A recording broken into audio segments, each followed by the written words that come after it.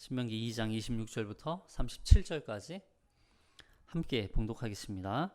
내가 그레 못 광야에서 헤스본 왕 시온에게 사자를 보내어 평화의 말로 이르기를 나를 내 땅으로 통과하게 하라. 내가 큰 길로만 행하고 좌로나 우로나 치우치지 아니하리라.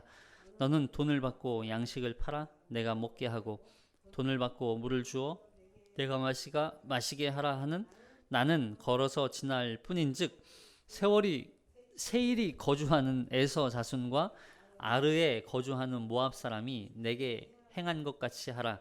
그리하면 내가 요단을 건너서 우리 하나님 여호와께서 우리에게 주시는 땅에 이르리라 하였으나 헤스본 왕 시온이 우리가 통과하기를 허락하지 아니하였으니 이는 내 하나님 여호와께서 그를 내 손에 넘기시려고 그의 성품을 완강하게 하셨고 그의 마음을 완고하게 하셨음이 오늘날과 같으니라.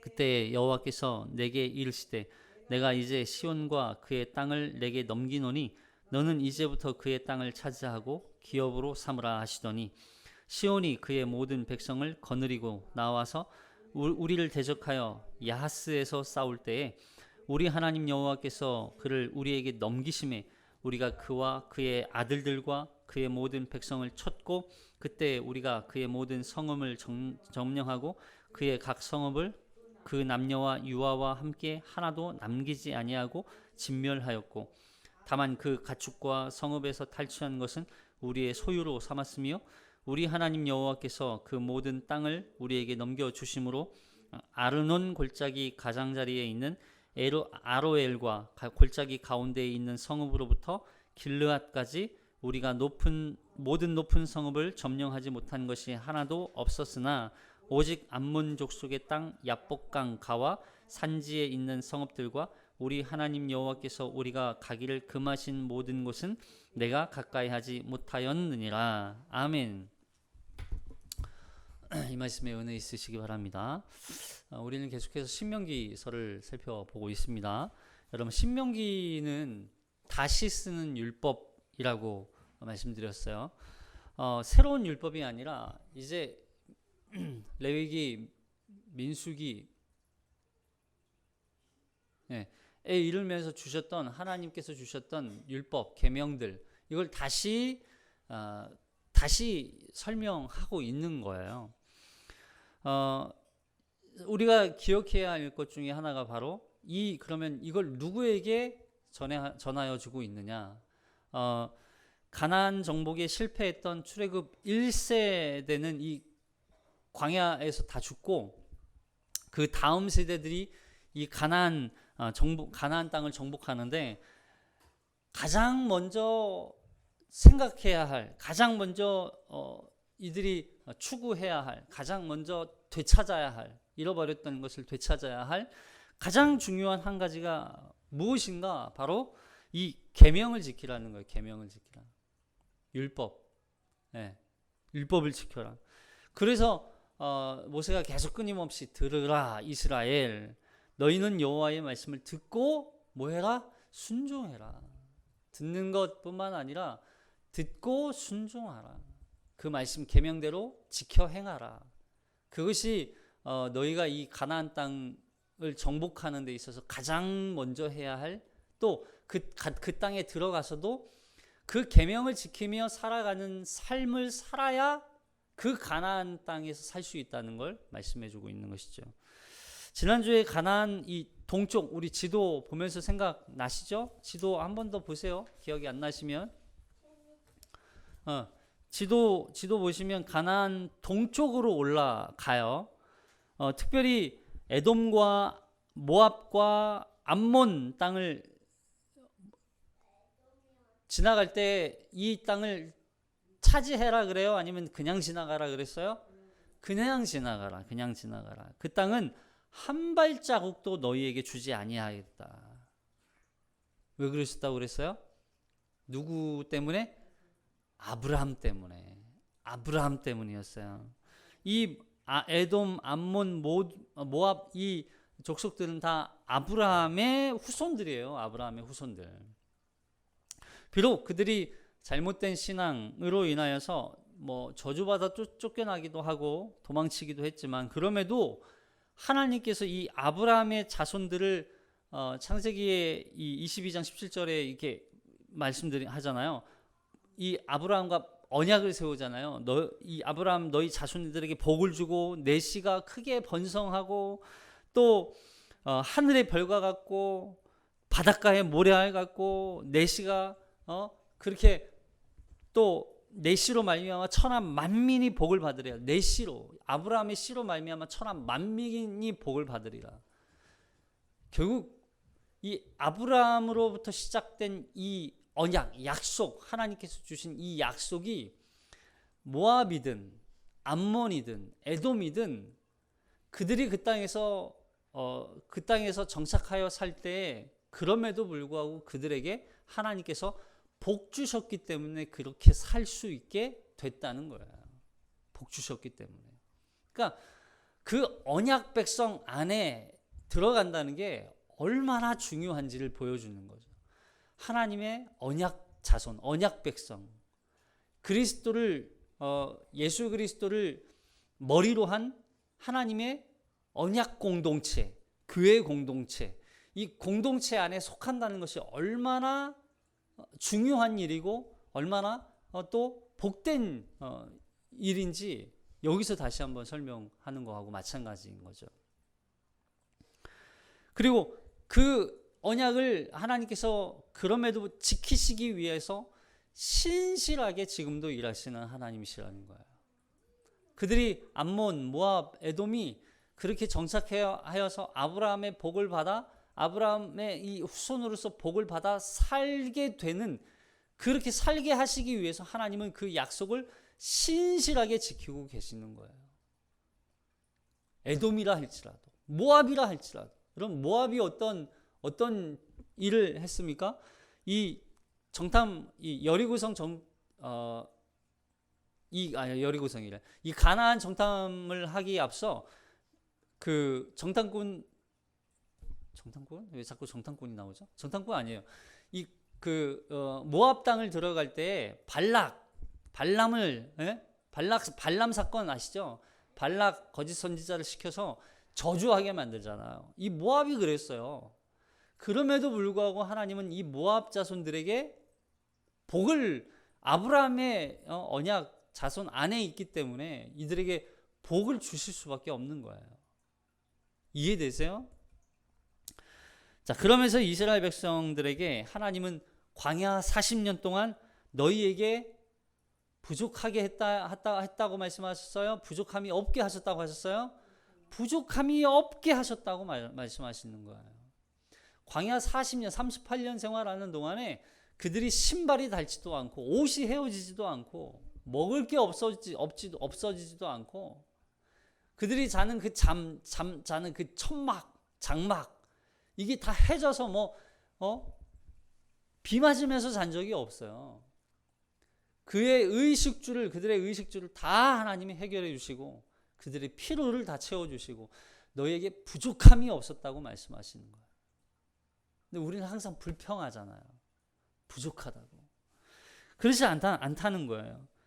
그리고 가나안 땅 외에는, 하나님께서 약속으로 주신 그 가나안 땅 외에는 차지할 생각을 하지 말라는 거예요.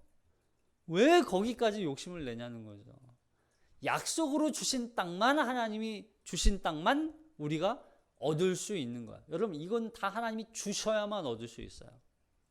하나님이 우리에게 허락해 주셔야만 우리가 얻을 수 있는 것들이에요. 자꾸 내 힘으로, 내 노력으로, 내 방법으로 노력하면 얻을 수 있는 그런 게 아니라는, 하나님이 주셔야 되는 거예요. 하나님이 주셔야 되는 거. 자, 그러면서 이제 가나안 동쪽에서 에돔, 모압을 지나서 어디에 지금 이르게 됩니까? 헤스본에 이르게 돼요. 헤스본. 여기 헤스본 보이세요?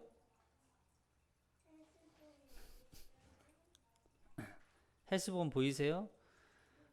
파란색으로 32N이라고 써 있고 그 아래 옆에 보면 모압 평원이라고 써 있고, 모압 평원 미쇼르 가운데 윗부분에 미쇼르 위에 그 메르바가 있고, 그리고 헤스본이 그 위에 있죠. 헤스본. 그 위에 이제 시딤이 있고 그 위에 라빠가 있고. 헤스본 보이세요? 여기가 헤스본이에요. 네. 헤스본 이 지역이 이제 암몬 지역으로 암몬, 길르앗, 바산 이렇게 이어지는 지역들이거든요. 헤스본. 자, 여기를 다스리고 있는 누구? 시혼. 시혼이라는 왕이에요. 자, 26절 읽어보겠습니다. 26절. 시작. 내가 그대못 광야에서 헤스본 왕 시온에게 사자를 보내어 평화의 말로 이르기를 나를 내 땅으로 통과하게 하라. 내가 큰 길로만 행하고 좌로나 우로나 치우치지 아니하리라. 자, 여기 지금 그대못 광야는 어딜까요? 시온을 물리친 장소가 야스거든요. 그 아래 보면 동쪽, 여기 오른쪽 동쪽에서 보면 돼요. 야스. 그리고 아래 보면 그대못 광야. 그 아래는 마따냐가 나오죠.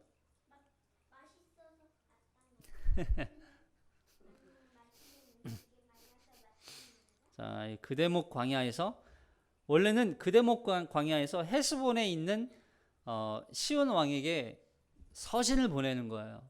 평화, 화친, 평화의 서신을 보내요. 평화의 말로 사자를 보내서 우리가 이 지역을 이제 지나서 하나님께서 말씀하신 이 가나안 입성을 위해서 우리가 지나가게 해달라 이렇게 요청을 하는 거예요. 그러자 이 시온 왕이 어떻게 했어요? 우리는 그냥 조용히 지나가게, 좌로나 우로나 치우치지 않겠다. 이 말은 우리가 그 길을 벗어나지 않겠다고 말하는 거예요. 그래서 우리가 이 길을 조용히 아무 문제 일으키지 않고 조용히 지나가게 했다. 그렇게 요청을 한 것이죠. 이 구절이 민수기에도 나오거든요. 민수기 21장 22절. 민수기 21장 22절 시작. 우리에게 당신의 땅을 지나가게 하소서. 우리가 밭에든지 포도원에든지 들어가지 아니하며 우물물도 마시지 아니하고 당신의 지경에서 다 나가기까지 왕의 큰 길로만 지나가리이다 하며. 그러니까 이 지역이 뭐가 많았던 것 같아요? 밭에 포도원, 밭도 있고 포도원도 있고. 그러니까 이제 우물도 있고. 그러니까 이 사람들이 지나갈 때 자신들의 이 포도원 그리고 밭에서 농작물들을 이렇게 무단으로 먹거나 막 이를 이제 걱정을 했을 수도 있겠죠. 근데 그걸 다 하지 않겠다는 거예요. 우물물도 마시지 않겠다는 거예요. 왜냐하면 이 지역은 물이 그렇게 많지 않은 지역이다 보니까. 근데 여기에 보니까 왕의 큰 길로만 지나가겠다고 말해요. 왕의 큰 길. 큰 길. 여기 신명기에서는 큰 길이라고 돼 있고 여기 민수기에서는 왕의 큰 길이라고 돼 있죠. 이 길이 지도를 한 번 더 보면 이 길이 왕의 대로예요. 왕의 대로. 당시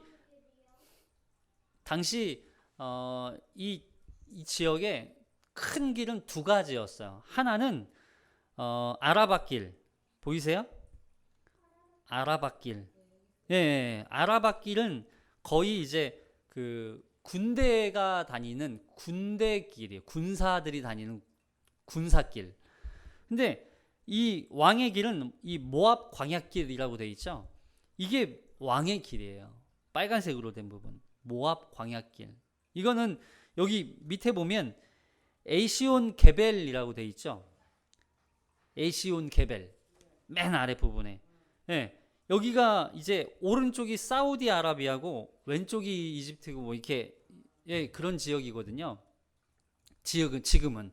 그러니까 이게 항만이에요. 이렇게 세모 이렇게 지게 돼 있는. 그래서 긴 만이거든요. 그러니까 여기가 굉장히 중요한 물물 거래 또 이 물건들이 배로 들어와서 어디로 올라가냐면 다 이 모압 광야길을 통해서 상인들이 주로 이제 수많은 상인들이 오고 가는 그런 국제도로와도 같은 그런 길이에요. 이 모압 광야길이. 그리고 이 길을 다윗 때 이제 다시 이 길을 확보하게 되죠. 그러니까 되찾게 돼요. 어쨌든 이 길이 굉장히 중요한 길임에도 불구하고 이 길로만 가겠다. 다른 길로는 가지 않겠다. 그러니까 우리는 이 길로만 지나갈 수 있도록 해달라라고 요청을 하고 있는 거죠. 그런데 그것도 이 모세가 거저 가겠다고 얘기하는 게 아니에요. 정당한 대가를 지불하겠다라고 얘기해요. 자, 여기 28절. 28절, 29절까지 시작. 너는 돈을 받고 양식을 팔아 내가 먹게 하고 돈을 받고 물을 주어 내가 마시게 하라. 나는 걸어서 지나갈 뿐인즉 세일에 거주하는 에서 자손과 아르에 거주하는 모압 사람이 내게 행한 것 같이 하라. 그리하면 내가 요단을 건너서 우리 하나님 여호와께서 우리에게 주시는 땅에 이르리라 하였으나 공짜로 지나가지 않겠다는 거예요. 정당한 대가를 지불하겠다는 거죠. 그런데 여기 참 모세가 어떤 의도였는지 한번 생각해 보세요. 여기 에돔, 모압 사람이 내게 행한 것 같이 너도 그냥 지나가게 해달라는 거예요. 그러니까 모압 사람들은 어떻게 했어요? 그냥 지나가게 했어요, 안 했어요? 서두에도 말씀드렸지만 모압 사람들은 그냥 지나가게 하지 않았어요. 근데 여기서 모세가 이 시온 왕에게 어떻게 보면은 거짓말이잖아요. 무슨 의도로 이렇게 얘기했을까? 그냥 떠보기 위해서? 에돔과 모압은 우리가 가는 걸 다 그냥 열어줬으니까 너도 열어줘라. 떠보기 위해서? 발람 사건이 민수기에 있어요. 근데 이 모압 왕 발람이 발락을 매수해서 저주하게 되잖아요. 그러니까 그럼에도 불구하고 이렇게 얘기하는 이유가 이 시온 왕이 어떠한 마음을 갖고 있는지 살펴보기 위함이었어요. 이 시온의 마음이 그러니까 이스라엘 백성들을 대하는 그 시온의 자세. 자, 이게 30절에 나오거든요. 30절에 볼게요. 자, 30절 시작. 헤스본 왕 시온이 우리가 통과하기를 허락하지 아니하였으니 이는 내 하나님 여호와께서 그를 내 손에 넘기시려고 그의 성품을 완강하게 하셨고 그의 마음을 완고하게 하셨음이 오늘날과 같으니라. 만약에 이가 성품이 완강하지 않고 그 마음이 완고하지 않았으면 아마 그 이야기를 듣고 그래? 그랬어? 모압도 에돔도 다 그냥 지나가게 했어? 그래, 알았어, 지나가. 아마 이랬을 거예요. 근데 그의 성품과 마음이 완악하고 완고해서 어떻게 됐대요? 통과하지 못하도록 허락하지 않았다는 거예요.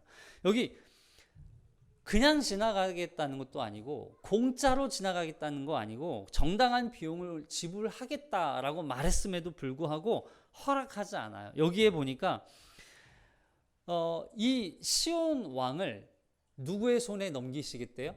내 손에. 여기서 말하는 내는 누구예요? 이스라엘 백성들에게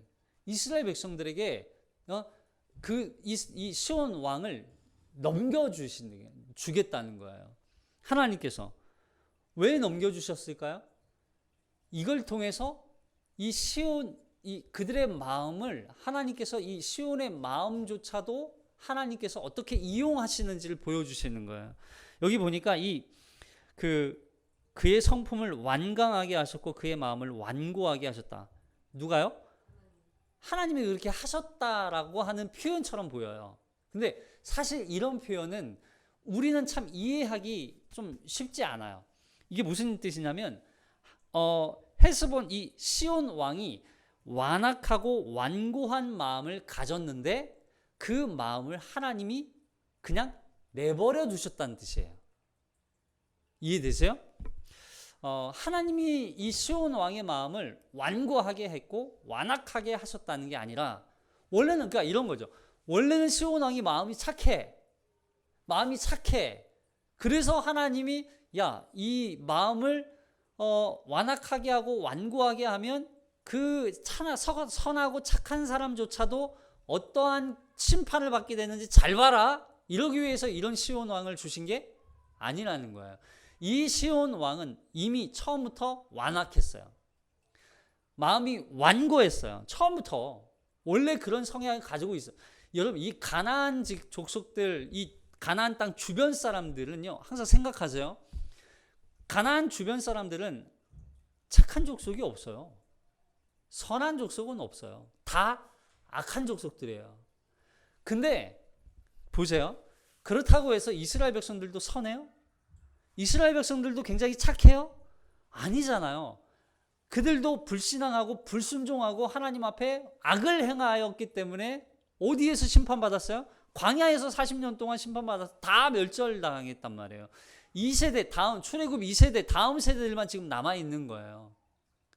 그렇다고 해서 그들이 더 더 착해요? 아니라는 거예요. 그들도 완악하고 완고할 수 있어요. 근데 그럼에도 불구하고 그들에게는 지금 하나님의 말씀이 임해서 그들의 완악함과 완고함을 조금씩 제거해서 그들이 결국 가나안 땅에 들어가서 하나님의 거룩한 순결한 백성으로 그 땅에 들어가게 하기 위한 하나님의 목적이 있는 거예요. 근데 여기 있는 이 시온 왕의 성품은 어때요? 완악해요. 완강하고 완고해요. 무슨 얘기예요? 그는 스스로 그걸 선택했다는 거예요. 스스로 그걸 선택했다는 거예요. 그래서 하나님은 그가 그렇게 되도록 그냥 내버려 두셨다는 뜻이에요. 내버려 두셨다는 거. 그러니까 하나님께서 그 마음을 붙들어 주시지 않으면 타락한 인간, 죄악으로 가득한 그 인간은 스스로 그 멸망의 길로 들어가고야 만다라고 하는 걸 보여주는 거예요. 그래서 하나님이 그 마음을 붙들어 주셔야 돼요. 여기 완강하다는 말은 마음이 혹독하고 무자비하고 모질고 악하다 이런 뜻이에요. 그리고 완강하다는 말은 마음이 단단해졌다는 거예요. 마음이 단단해졌어. 예? 그래서 고집스러워졌다는 거예요. 고집스러워졌다는 거. 여러분 이 사람 어디서 많이 보지 않았어요? 누가 기억나지 않으세요? 누가 기억나야 돼요? 바로 왕이 생각나요. 바로 왕이. 출애굽 탈출할 때 앞에서 하나님께서 재앙을 처음에 내리실 때는요. 바로 왕이 스스로 그 마음이 완악했어요. 이걸 강팍했다고 그러죠. 강팍해졌다. 근데 뒤에 부분에 가면 재앙이 내리면 내릴수록 점점 하나님이 그 바로 왕의 마음을 완악하게 만드세요. 더 완악하게 만들어요. 이게 무슨 얘기예요? 원래 선한 이 바로 왕의 마음을 완악하게 만들었다는 게 아니라 처음부터 바로 왕은 완악했어요. 강팍했어요. 완강했어요. 그런 마음을 하나님이 그냥 계속 내버려 두고 그 완악함으로 인하여서 결국 하나님께서 그 땅 가운데 심판을 내리시는 거예요.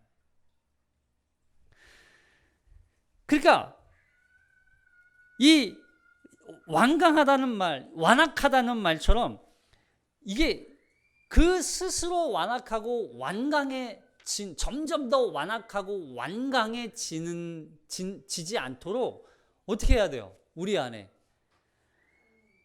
성령이 오셔야 돼요. 맞아요. 여러분 시온 왕이 그렇게 완강하고 완고하게 된 이유는 스스로 강팍해진 거, 스스로 강팍해진 거. 하나님이 그가 스스로 완강하고 완고해지도록 그냥 내버려 두시는 거예요. 여러분 내버려 두는 게 하나님의 심판이에요. 결국. 여러분 잘 기억하셔야 돼요. 완악하고 완고하고 딱딱해지고 또 고집스러워지는 거, 나이 들면 더 고집스러워진다고 또 그러시잖아요. 어른들이. 그러니까 나이 들면 원래는 더 어떻게 해야 돼요? 더 부드러워져야 돼요. 유순해져야 돼요. 근데 나이 들수록 더 고집스러워져요. 더 마음에 여유가 없어요. 그러니까 결국 하나님이 그 마음을 완강해지고 고집스러워지지 않도록 그 마음을 계속 만져주셔야 돼요. 간섭해 주셔야 돼요. 자, 로마서 1장 24절. 하나님이 내버려 두면 어떻게 돼요? 자, 로마서 1장 24절 시작. 그러므로 하나님께서 그들을 마음의 정욕대로 더러움에 내버려 두사 그들의 몸을 서로 욕되게 하게.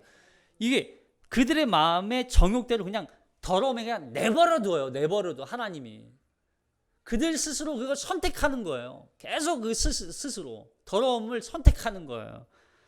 그러자 그들의 그렇게 하나님이 그들을 그렇게 그냥 내버려 두시니까 어떻게 돼요? 그 사람들의 특징이 뭘까요? 여기 29절에 나와요. 29절에 시작. 곧 모든 불의, 추악, 탐욕, 악의가 가득한 자요, 시기, 살인, 분쟁, 사기, 악독이 가득한 자요, 수군수군하는 자요, 비방하는 자요, 하나님께서 미워하시는 자요, 능욕하는 자요, 교만하는 자요, 자랑하는 자요, 악을 도모하는 자, 부모를 거역하는 자요, 우매한 자요, 배약하는 자요, 무정한 자요, 무자비한 자라. 이게 하나님께서 그 완악함을 내버려 두면 그 사람들은 다 이런 사람이 되는 거예요. 이런 사람들. 그러니까 이런 사람들은 다 하나님께서 간섭하지 않는 거예요. 여러분 되게 재미있는 건요. 이 로마서 1장 24절과 로마서 1장 29절 사이에 무슨 얘기가 있냐면 남자와 남자가 섹스를 하고 여자와 여자가 섹스를 하는 이야기가 나와요. 이 사람들도 포함돼요. 네? 레즈비언과 게이들도 이 안에 다 포함돼요. 마음의 정욕대로 그 더러움에 지금 자기를 내버려 두고 있는 거예요. 그 사람들조차도 그들 스스로 지금 그런 더러움에 내버려 둔 채 지금 살아가고 있어요. 하나님이 그들을 간섭하지 않아요. 그들 스스로 지금 그렇게 살고 있기 때문에. 누구처럼? 시온 왕처럼, 바로처럼. 참 안타까운 일이죠. 물론 그들도 회심하여 돌아와 정말 하나님 앞에 다시 온전한 상태로 회복되어야 할 존재들이죠. 여러분 이게 하나님이 간섭하셔야만 우리의 마음이 강팍해지지 않고 부드러운 마음이 될 수 있어요. 그래서 에스겔서에 보면 이게 또 괜히 또 성소수자 얘기했다가 또 막 공격 들어올까 봐 겁나네. 자, 에스겔서 36장 26절 시작.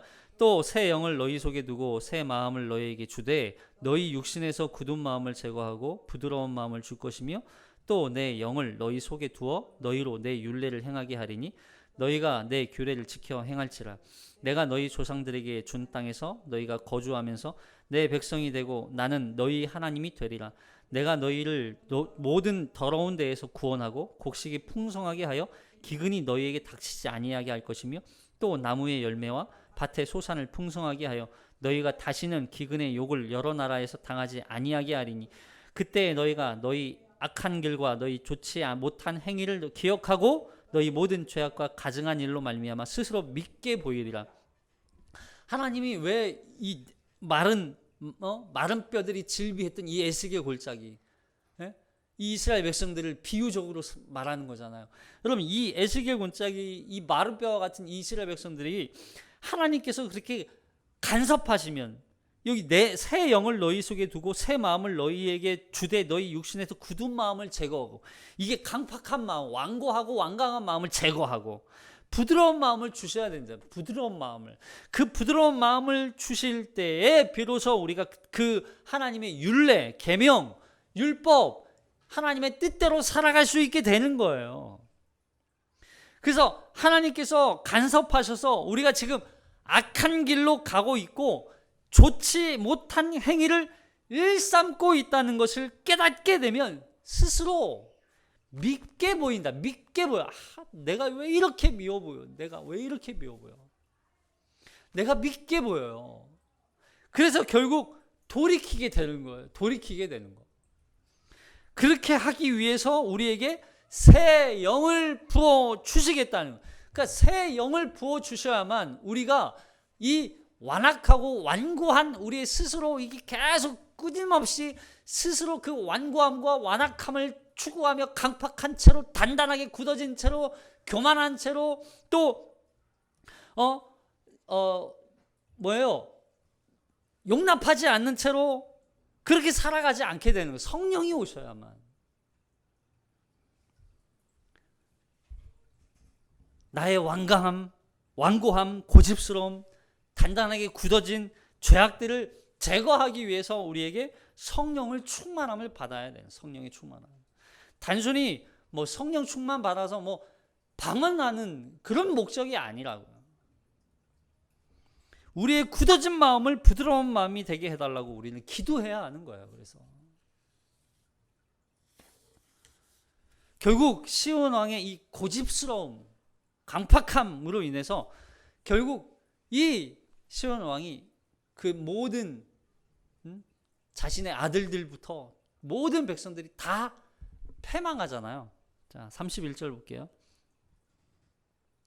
31절 시작. 그때 여호와께서 내게 이르시되 내가 이제 시온과 그의 땅을 내게 넘기노니 너는 이제부터 그의 땅을 차지하여 기업으로 삼으라 하시더니 시온이 그의 모든 백성을 거느리고 나와서 우리를 대적하여 야하스에서 싸울 때에 우리 하나님 여호와께서 그를 우리에게 넘기심에 우리가 그와 그의 아들들과 그의 모든 백성을 쳤고 그때 우리가 그의 모든 성읍을 점령하고 그의 각 성읍을 그 남녀와 유아와 함께 하나도 남기지 아니하고 진멸하였고 다만 그 가축과 성읍에서 탈취한 것은 우리의 소유로 삼았으며 우리의 하나님 여호와께서 그 모든 땅을 우리에게 넘겨주심으로 아르논 골짜기 가장자리에 있는 아로엘과 골짜기 가운데에 있는 성읍으로부터 길르앗까지 우리가 모든 높은 성읍을 점령하지 못한 곳이 하나도 없었으나 보세요.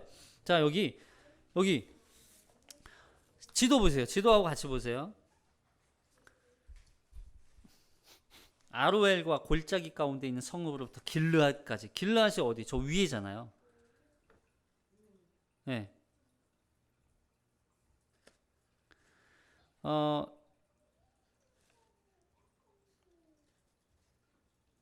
이 에돔, 모압 또 중간에 이 암몬, 길르앗, 바산 여기를 구분하는데 되게 지형의 어떤 그 당시에는 지표가 없잖아요.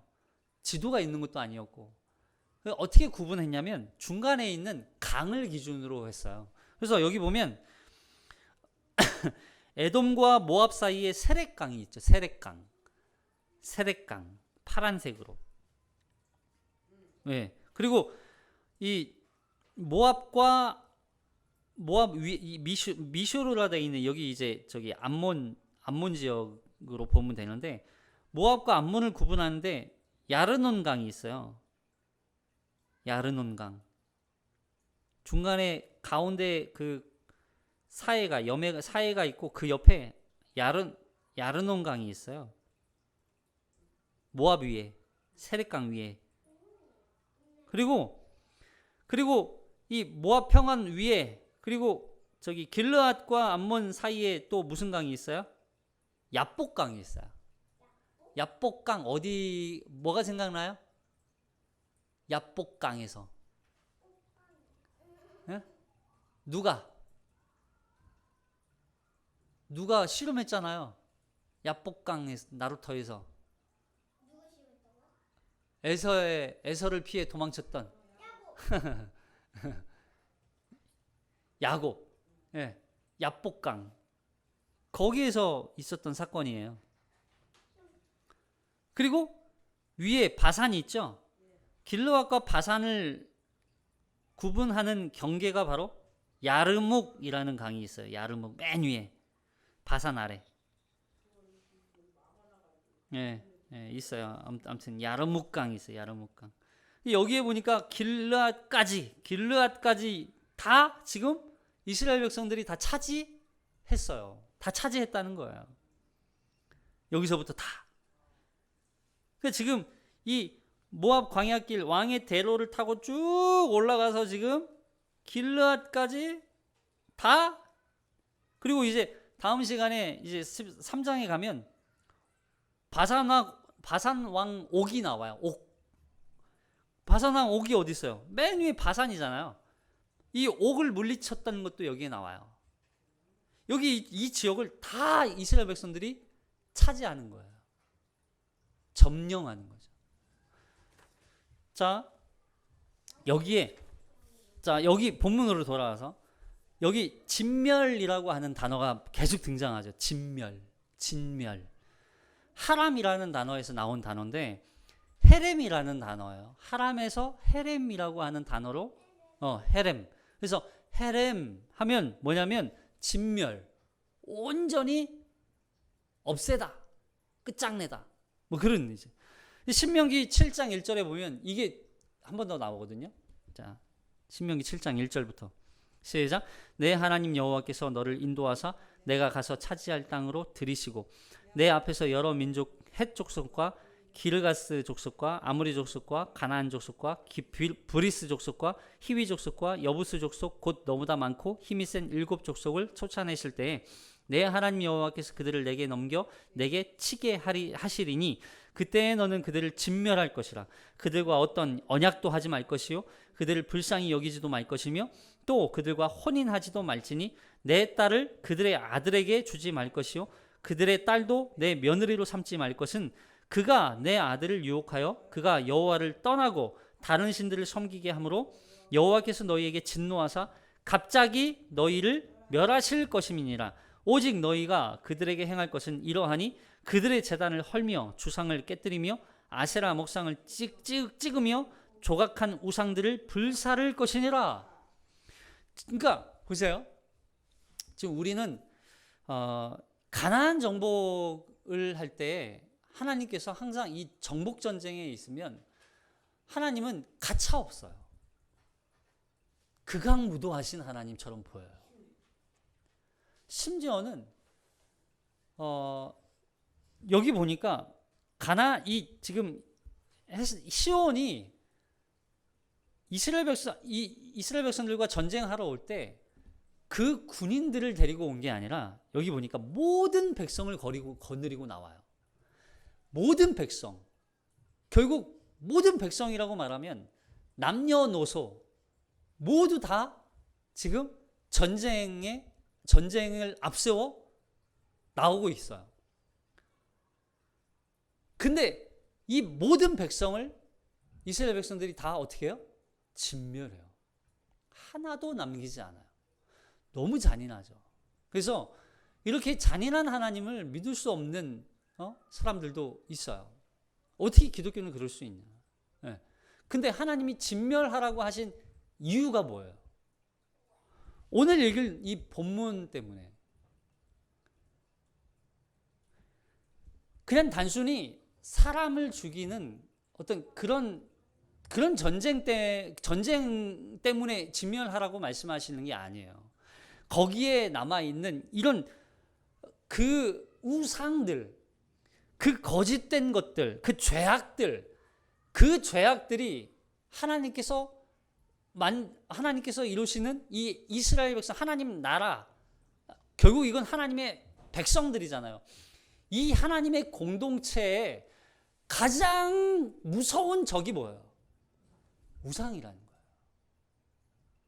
죄악들이라는 거예요. 이걸 제거하는 거예요. 이해되세요? 하나님이 원하시는, 하나님께서 만들고자 하시는 하나님의 백성, 하나님의 나라는요, 우상 숭배가 가득한 나라가 아니라, 우상과 함께 공존하는 그런 나라가 아니라, 거룩하게 구별되어진 하나님 한 분만을 유일하게 섬기며 하나님의 말씀에 순종하는, 하나님의 뜻대로 살아가는, 하나님의 계명을 지키며 하나님의 공의와 인애와 의를 이 땅에 실현하면서 살아가는 하나님의 공동체를 세우기를 원하시는 거예요. 그래서 그 땅에 있는 족속들뿐만 아니라 그 안에 있는 모든 우상들, 신전들, 목상들, 주상들 다 깨뜨리고 다 불살라 버리라는 거예요. 근데 보세요. 이스라엘 백성들이 여기 타협하지 말라. 그들과 어떤 약속도 하지 말라 그러잖아요. 근데 이스라엘 백성들이 이 가나안 땅 정복할 때 다 내몰았어요? 아니에요. 다 내몰지 않아요. 남겨둬요. 그리고 약속을 하고 언약을 해서 서로 공존해 살아요. 그래서 결국 어떻게 해요? 어떻게 돼요? 결국 이들이 결과는 하나예요. 하나님을 떠나고 이들이 하나님의 진노를 받아 심판받아 결국 이스라엘 백성들이 나눠지고 국가가 분열되고 북이스라엘 남유다 결국 다 멸망하고, 이게 하나님의 플랜 안에 다 있었던 거예요. 이것 때문에 하나님께서 다 진멸하라 라고 말씀하셨던 거죠. 진멸하라. 함께 있으면 안 된다. 함께 공존하지 마라. 그 죄악들이 너희 함께 있는 한 너희도 함께 패망하게 된다. 너희도 망하게 된다. 그 얘기를 하셨거든요. 여기 이사야서 1장 28절 볼게요. 이사야서 1장 28절 시작. 그러나 패역한 자와 죄인은 함께 패망하고 여호와를 버린 자도 멸망할 것이다. 함께 패역한 자와 죄인은 함께 패망하고, 함께 망하는 거야. 함께 망하는 거. 가나안 정복은 단순히 그 땅에 살고 있는 사람을 몰아내는 정도가 아니라 그 땅에 있는 죄악 덩어리들, 죄악의 근본들, 우상들을 다 몰아내고 뿐만 아니라 여기서 더 나가서 하나님께서 이 죄의 왕국이잖아요. 이 가나안 땅은 죄의 왕국을 결국 하나님의 왕국, 사단의 왕국을 철저하게 섬멸하고 진멸하고 하나님의 거룩한 나라를 건설하기 위한 하나님의 목적이었던 거예요. 그래서 이 전쟁을 우리는 거룩한 전쟁이라고 말하는 거예요. 거룩한 전쟁이라고. 그래서 이 땅에 하나님의 공의가 다스리는 나라가 되게 하는 것이 하나님의 가나안 정복 전쟁의 목적이었어요. 그 과정에서 어린아이라 할지라도 아주 철저하게 진멸하는 거죠.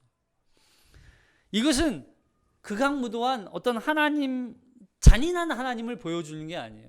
이거는요, 우리의 죄악이 얼마나 더러운지를 보여줍니다. 인간이 가지고 있는 죄악과 탐욕과 우상숭배가 얼마나 더러운 것인지, 얼마나 비참한 것인지를 보여주는 거예요. 그래서 그의 백성, 여기 그런 자기 백성들까지 다 데리고 나와요. 백성들조차도 이 시온 왕과 같이 그 마음이 완고하고 그 성품이 완악하다는 걸 보여주는 그들조차도. 그래서 하나님께서 그냥 쓸어버리신 거죠. 왜 죄 없는 아이들까지 죽이세요? 죄 없잖아. 여러분, 아이들이 죄가 없어요? 그렇게 접근하시면 안 돼요. 뭔 모르니까요. 그럼 가르쳐야죠. 그리고 이 헤렘이라고 하는 단어 속에는 진멸이라는 단어도 있지만, 진멸에서 하나님 앞에 온전히 바쳐라 이런 뜻도 있어요. 온전히 이걸 하나님께 드려라, 하나님께 바쳐라. 이건 너희 것이 아니다. 이건 다 하나님의 것이다. 자, 하나님께 온전히 드린다는 뜻도 있거든요. 자, 이게 왜 그러냐면 하나님 앞에 헤렘, 진멸해서 하나님께 드리면 되돌릴 수 없어요. 이건 하나님 거예요. 우리가 하나님 잘못 드렸어요, 죄송해요 하고 하나님 앞에 드린 걸 다시 되돌릴 수 없어요. 그러니까 이 죄악 덩어리인 그들을 진멸해서 하나님께서 그들을 받으시는 거예요. 하나님께 이들을 드려요. 그럼 하나님이 그들을 받으시죠. 이 받는다는 게 무슨 뜻이냐면 이건 구원하기 연결해요. 구원. 보세요. 모든 인류는 나를 포함해서 우리 모든 다 죄악 덩어리예요. 죄악 덩어리.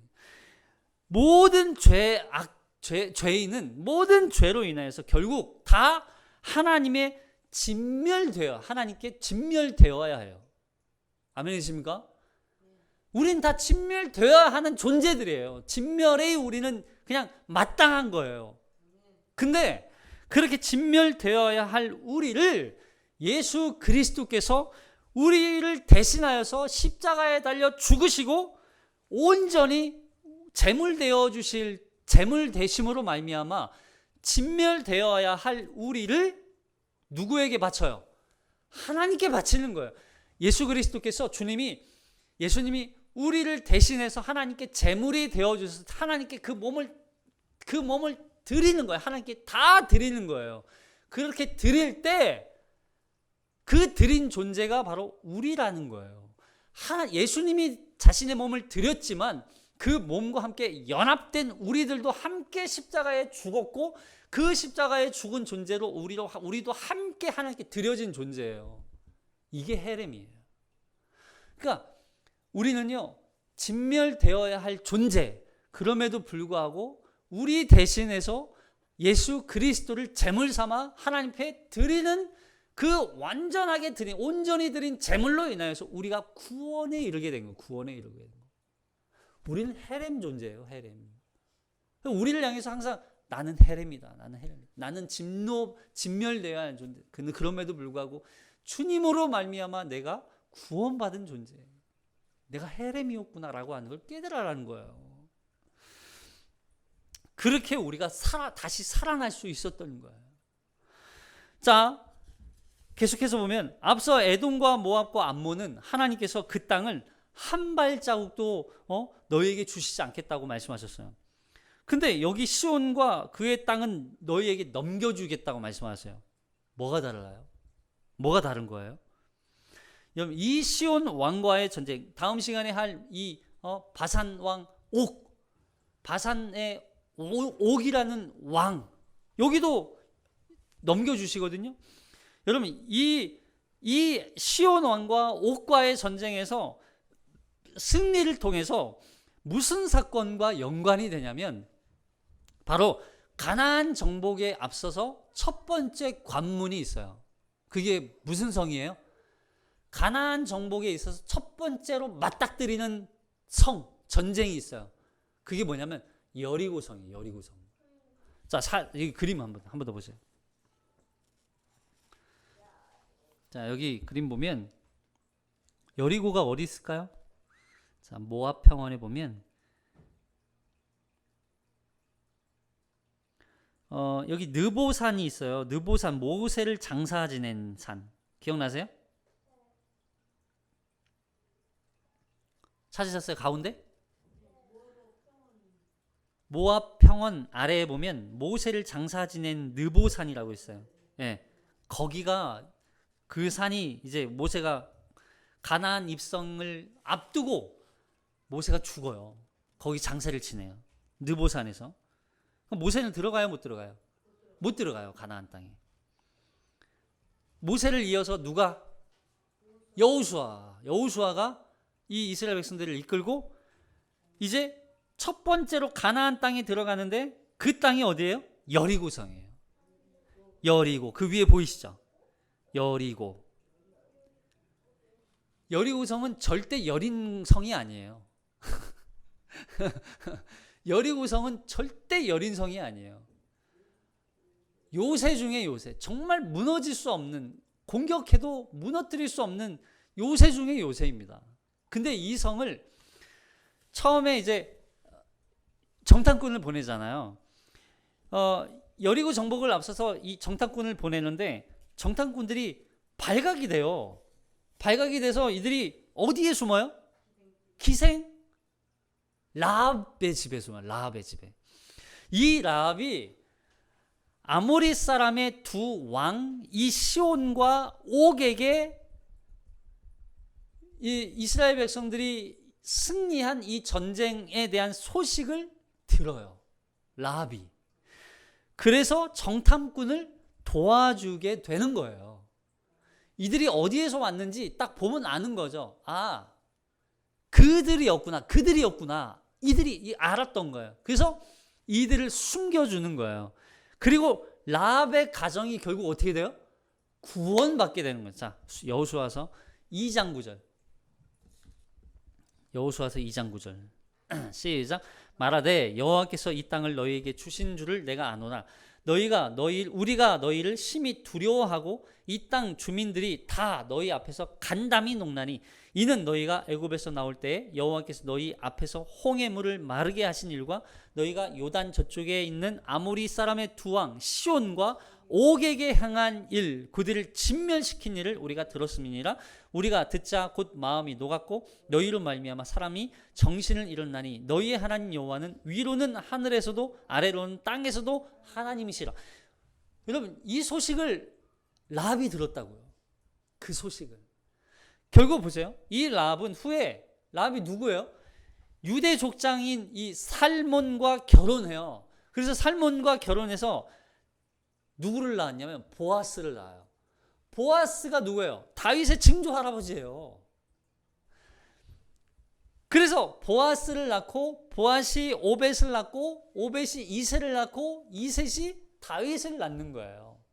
그러니까 라합은 그 소식을 그냥 풍문으로 들었든 아니면 우연히 들었든 아니면 관심 있게 접했든 어떻게 들었든 그 소식을 듣고 그 소식으로 인하여서 결국 이스라엘 백성의 하나님, 여기 너희의 하나님 여호와는 위로는 하늘에서도 아래는 땅에서도 하나님이시라, 이 하나님을 믿게 된 거예요. 결국 그래서 이 사건으로, 그러니까 결국 보세요. 만약에 시온 왕과 바산 왕 옥을 진멸하지 않았으면 이 소식이 전해졌을까요? 안 전해졌겠죠. 그리고 만약에 패배했으면 이 가나안 정복 전쟁은 없어요. 이 라합이 결정적인 역할을 하는 거예요. 가나안 정복의 첫 번째 여리고성 정복의 결정적인 역할을 라합을 통해서 역사하게 되는 거예요. 자, 신명기 2장 27절, 37절 마지막 구절입니다. 신명기 2장 37절 시작. 오직 암몬족 속의 땅 압복강 가와 산지에 있는 성읍들과 우리 하나님 여호와께서 우리가 가기를 금하신 모든 것은 내가 가까이 하지 못하였느니라. 여기 암몬족 속의 땅인 야복강가와 산지와 성읍들까지, 그리고 하나님이 금하신 모든 것은 가까이 하지 못하게 하세요. 그러니까 허락된 곳만 하나님께서 정복하게 하시는 거예요. 허락되어진 곳. 암몬이나 모압, 에돔이 시온보다 착해서가 아니에요.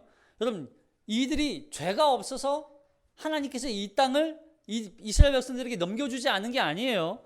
발람 사건을 보면 거기서 거기에요. 암몬도 하나님께서 어차피 진노하셔서 그냥 심판하셔도 돼요. 하셔도 돼요. 모압도 마찬가지. 암몬, 에돔 다 하나님 그냥 진멸하셔도 이들은 뭐라고 할 수 없어요.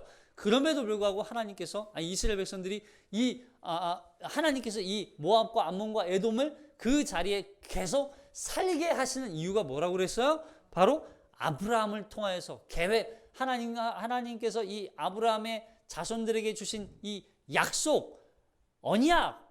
약속된 그 언약 백성 안에 거하게 된 이들에게 내려지는 하나님의 은혜 때문이라니, 은혜 때문에. 그래서 아브라함을 통해서 주신 그 약속에 신실하신 하나님께서 은혜를 베푸셨기 때문에 이들이 그러한 지경을 여전히 얻을 수 있게 된 거예요. 그러면 반대로 시온과 옥은요, 그들은 스스로 뭐 했다고요?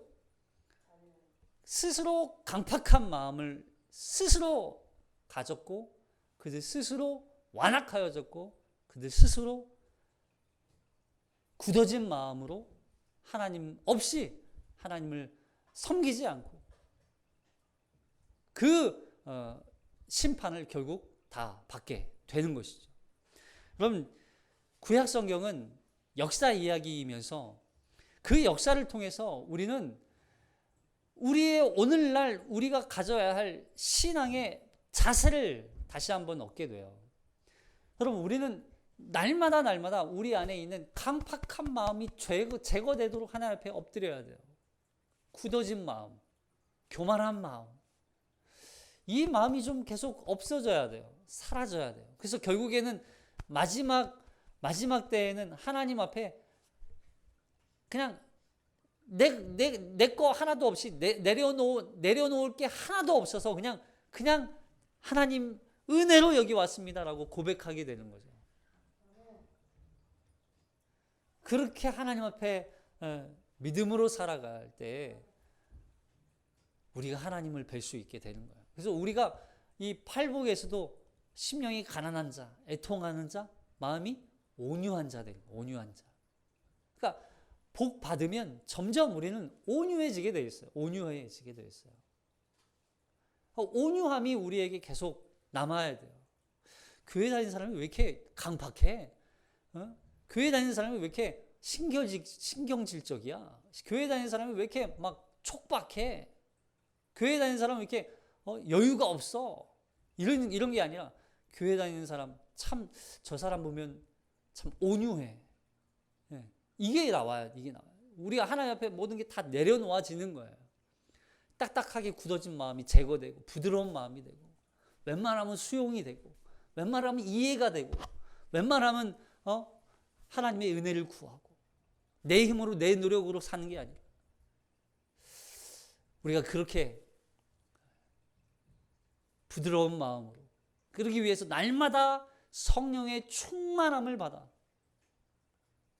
거룩한 하나님의 백성으로 이 믿음의 길을 넉넉하게 승리하며 넉넉하게 이해하며 온유한 마음으로 주의 길을 걸어가는 우리 모두가 되길 주님의 이름으로 축복합니다. 기도하겠습니다.